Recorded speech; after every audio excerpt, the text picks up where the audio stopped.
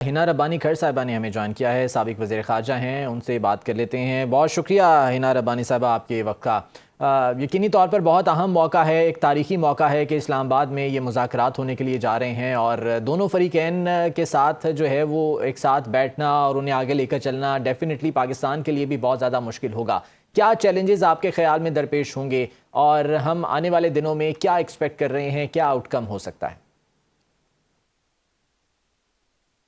पाकिस्तान की एक जो कंसिस्टेंट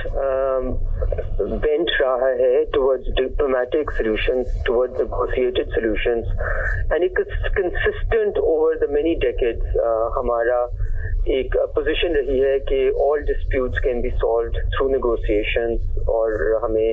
उसी की तरफ जाना चाहिए। I think this is obviously a very big moment for Pakistan, लेकिन मैं इसको इस तरह भी देखती हूँ कि पूरी दुनिया में मुझे लगता है कि जैसे पाकिस्तान का जो भी एक्सटर्नल इवेंट्स हुए सच एज अफगानिस्तान में जो क्राइसिस हुआ जो कि इन सम वेज वेस्टर्न मेड था, यू कुड आर्ग्यू,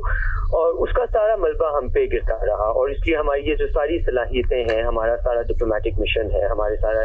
एक यर्निंग टुवर्ड्स नेगोशिएटेड सोल्यूशन है, ये अनरिकग्नाइज्ड रही बिकॉज हम सबका भार उठा रहे थे, सबकी गलतियों का भार उठा रहे थे इन सम वेज। और ये I give obviously full credit to everyone who was involved with this कि कंसिस्टेंटली जब पूरी दुनिया में ऑप्टिमिज्म खत्म हो गया, जब पूरी दुनिया ने इसके ऊपर गिव अप कर दिया कि यहाँ पे कोई भी नेगोशिएटेड सोल्यूशन, और ऑब्वियसली आपको पता है बहुत सारे ममालिक इसमें स्पॉयलर्स का रोल भी अदा करते रहे, लेकिन Pakistan went kept at it almost like an energizer battery. So it's obviously a great moment for Pakistan. लेकिन more importantly, I think what we have to see is कि आगे जाते हुए जो भार है कि इस negotiation में से क्या निकलेगा, वो हमारा नहीं है। हम एक फैसिलिटेटर हैं, मीडिएटर भी शायद ना है, और जो फैसिलिटेशन का रोल है वो ही आप पूरी दुनिया में देख रहे हैं। अब हर कोई आपको बुला रहा है और इसीलिए क्योंकि आपने वो रोल जो कि कोई और अदा नहीं करना चाहिए पर कर सकता था, बिकॉज हर किसी ने साइड ली हुई है, हर किसी ने किसी ना किसी के साथ, तो हमने हर दफा आई थिंक ये एक, मैं इसको लॉन्ग हिस्ट्री क्यों कहती हूँ, क्योंकि फलस्तीन के साथ जो हम खड़े रहे या उनके राइट के साथ खड़े रहे, उनके राइट टू स्टेटहुड के साथ खड़े रहे, हमने यूएस के साथ जितनी भी मुश्किलात आई हमेशा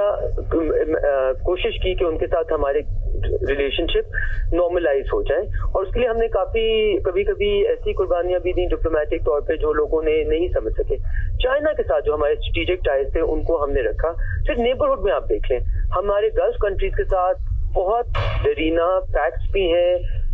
टाइज हैं, लेकिन उनका और जो ईरान का डिस्प्यूट चलता रहा दहाइयों से, हम उसका हिस्सा ना बनने की हमने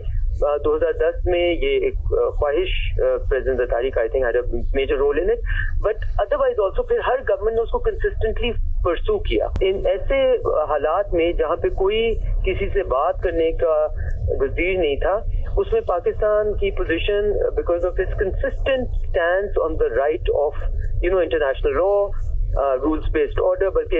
इंटरनेशनल लॉ बेस्ड ऑर्डर, और ये ना देखना कि कौन हमसे खुश होगा कौन गलत हुआ, हमेशा सही किया, बट लोगों को इस तरह नहीं धुतकारा